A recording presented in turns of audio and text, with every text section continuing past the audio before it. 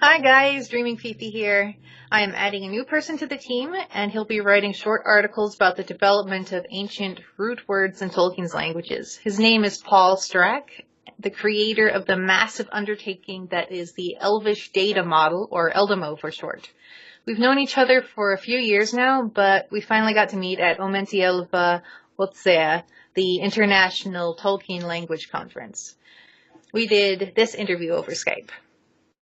So let's start at the beginning. What is your scholarly background? Is there any linguistics training?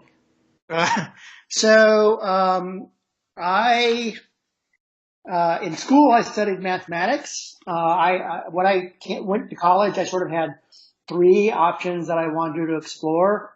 My three big loves were mathematics, linguistics, and history in that order. But my very first linguistics course that I took in college as an undergrad just absolutely annihilated me. I just could not get it at all. So even though I sort of studied languages on the side, I abandoned linguistics as a career. So I don't really have any formal linguistics training. All the linguistic studies that I've done have been as a hobbyist, mostly driven by my interest in Tolkien's languages. Okay. And speaking of Tolkien, what's your favorite part or story in the Tolkien's mythos? Well, I like pretty much everything. And so picking one favorite item is a little difficult, but I think my favorite moment from his stories is toward the climax of The Lord of the Rings when Frodo and Gollum are wrestling on the edge of Mount Doom and the pit below, and just the way that particular moment plays out, it's got so many different ramifications and implications to it. The way that it is ultimately Gollum and his corrupted personality that is the salvation of the free people of Middle Earth, and it's you could see just so many different layers playing in. It's I think a good representation of Tolkien's multitude of ideas about his stories. The fact that it is this corrupted character that is somehow fated and destined to ultimately destroy Sauron, and the ultimate culmination of Gollum's story, in this sort of this subtle hand of the divine is probably present there as well, although Tolkien's not explicit about it. The fact that Gandalf foreshadows Gollum's ultimate fate way back in the Fellowship of the Rings, I think, speaks to his original plan. I mean, I strongly suspect that when Tolkien originally wrote those chapters, he hadn't really considered that would be how things played out. My understanding of the way he wrote the stories is that he didn't arrive to that ultimate conclusion until fairly late, and then he went back and edited earlier versions of the stories to make earlier chapters in the story to make it work a little better. But I really like the way that it plays out. And also Frodo's role in that whole scene, the fact that it's somebody who's so small and inconsequential in the grand scheme of things. So much modern fantasy literature is built around Joseph Campbell's hero's journey, and you always have the chosen one who is destined to do great things and is accomplishing such marvelous stuff just because he is so inherently great and fated. Whereas in Tolkien's story, it's basically just this little schlub from the Shire who's basically not really anybody that is responsible for bringing the ring to Mordor, and although he isn't actually able to destroy it himself, he's the one that is the vessel that carries the ring into Moria. Just all of that stuff playing in together. I remember when I first read those passages, I was just so blown away with how Tolkien had crafted that particular element of the story. So that I would highlight that as probably my favorite moment in his stories. Although there's a lot of really good ones. Yeah, there are. So from you're reading The Lord of the Rings to the languages, how exactly did you get interested in Tolkien's languages? Well, I got into his languages from the book, and I've been a pretty ardent role player most of my life, tabletop role-playing games, mostly. So once, aside from the books, my primary interest in language was in the context of role playing. And when I was much younger, I sort of drew on the material of the Silmarillion and the little bit of stuff that was in the back of Lord of the Rings, dependencies, and sort of used that to supplement my role playing. But at the time, there just wasn't really a lot out there.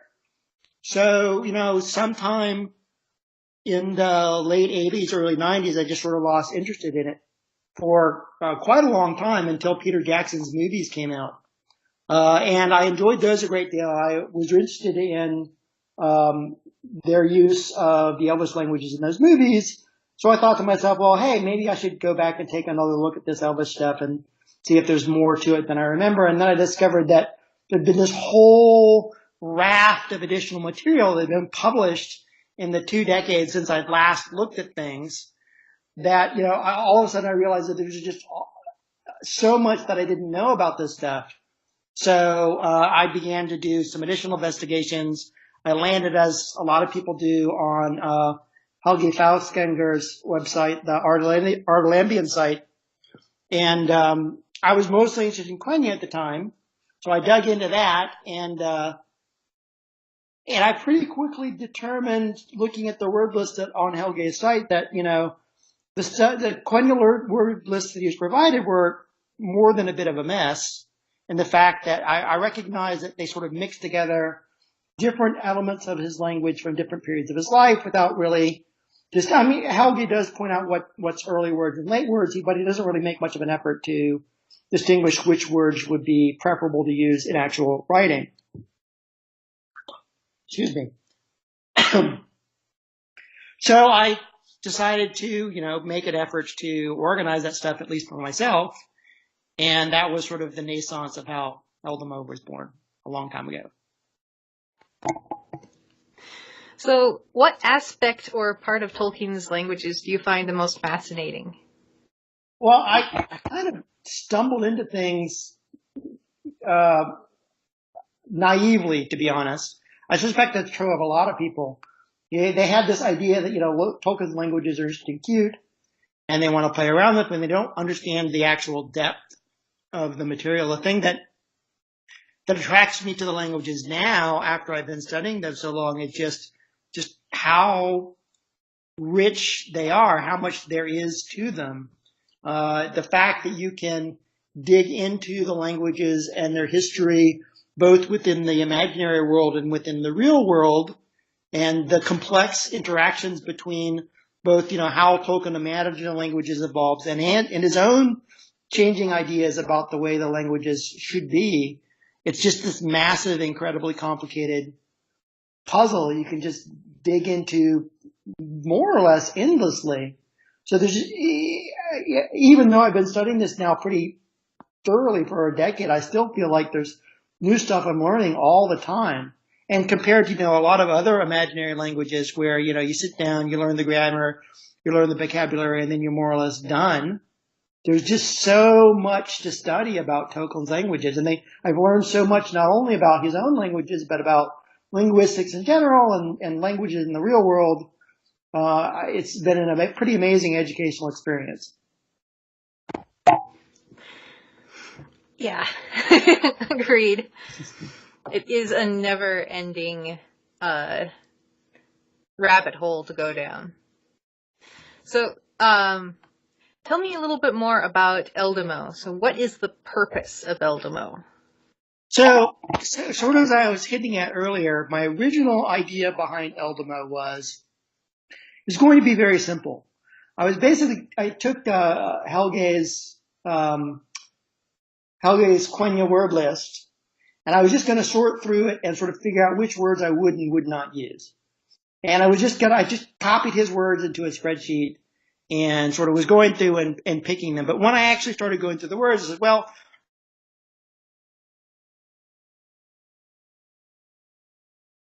so I started digging into the source material, and as I dug into the source material, I realized, well, I can't really understand the Quenya words without also looking at the primitive roots from which they derived and the evolution of those words within the fictional history.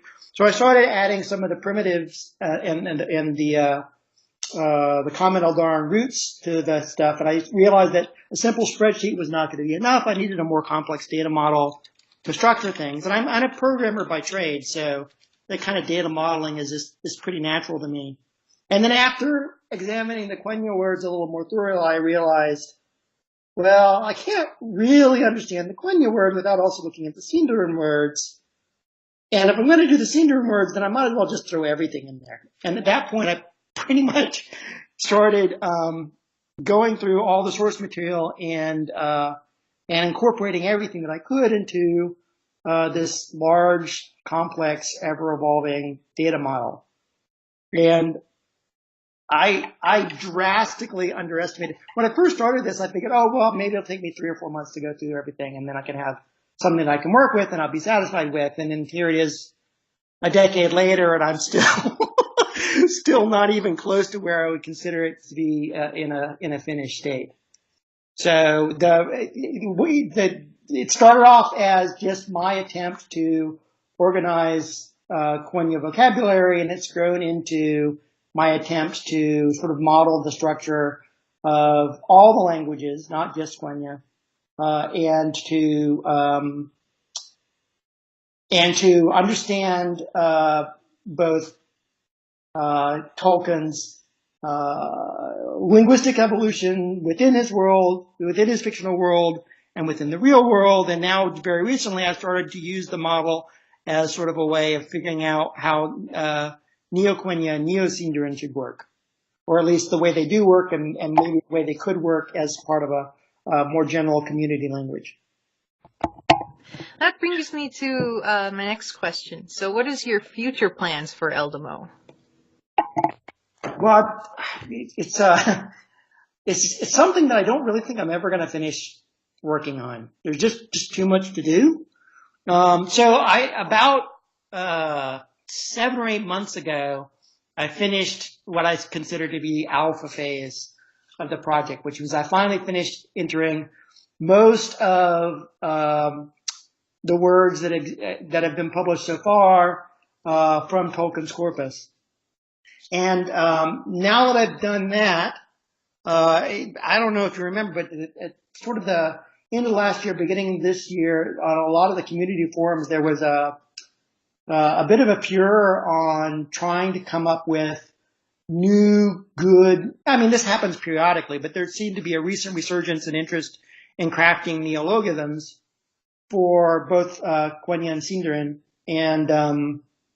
and so it's something that I think is fairly important in terms of the language itself and its general use in the community. So I thought I would tackle the same sort of question. But one of the things that I've always wanted to do with the languages is I don't think it's enough to coin new words for the languages and use those as a way of completing the language. I think we also need to sit down and examine the words that Tolkien invented and figure out what subset of those words we can use in our own writing, because clearly we can't use them all because the languages are full of all kinds of contradictory material since he worked on them so much and had so many different ideas over his lifetime.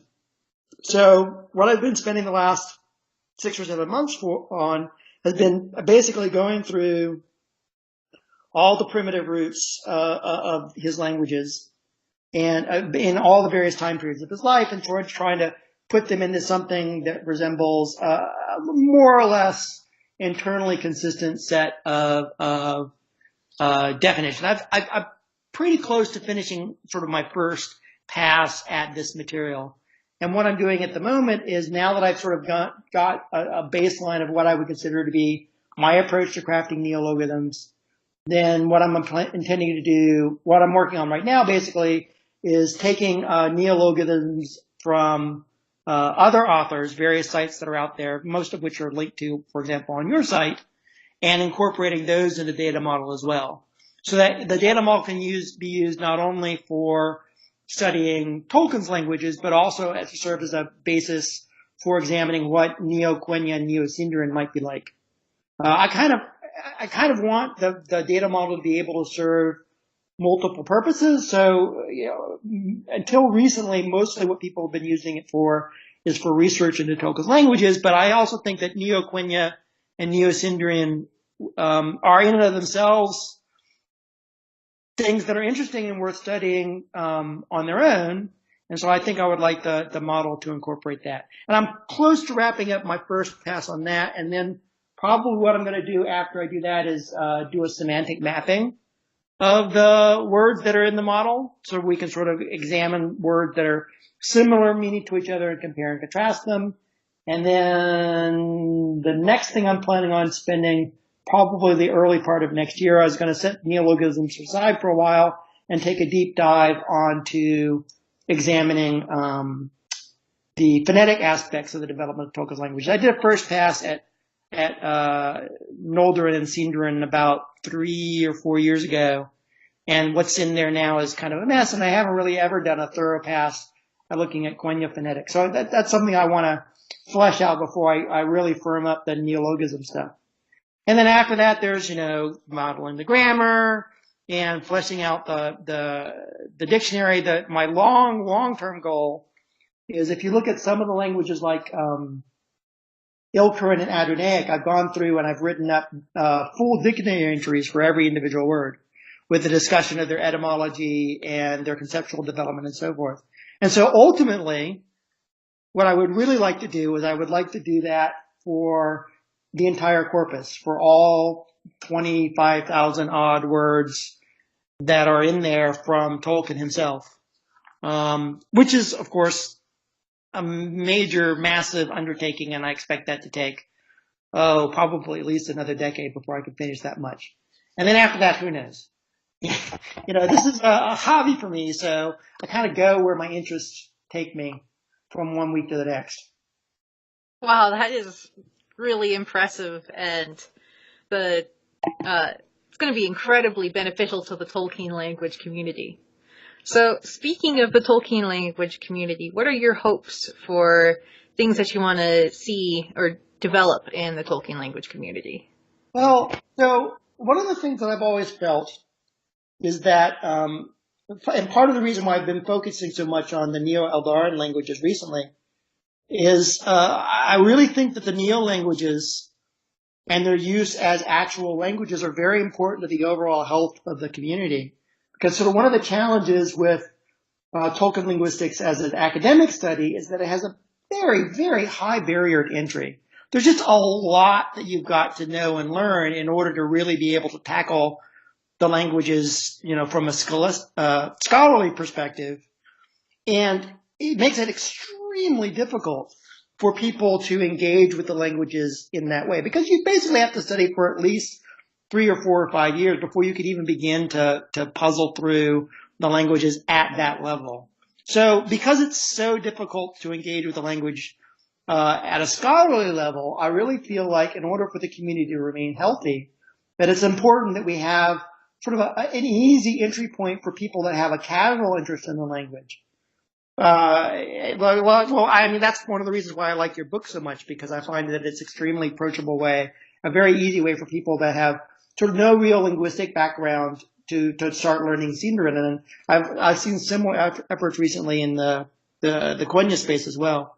And I think that's really important because, we tell people who come in as beginners to say, hey, it's nice that you're interested in this languages, but until you've spent, the last couple of years and you've really dissected the etymologies and you've sort of learned all this linguistic material, we're not really going to listen to anything you have to say. That's just not a very satisfactory experience to people who are first encountering the language. So that's why I think that it's important to have a nice, robust, healthy community around actually using the languages as languages, which, is a challenge because so much of the material is contradictory. So what I would really like to see happen in the next few years, it would be nice if we can actually reach finally maybe some kind of consensus on common vocabulary and common grammar for the languages so that people actually use them for communication. There's been a lot of work in this area in terms of grammar. I think your examination of Sindarin grammar, and your book is actually pretty good. And there's been some recent work on Quenya grammar as well that I think the most recent publications like Parma Eldolambron 21 and 22 have really fleshed out what Quenya grammar looks like. But one area that has always been more than a bit of a problem is vocabulary. I mean, having grammar is nice, but you can't really say anything without vocabulary.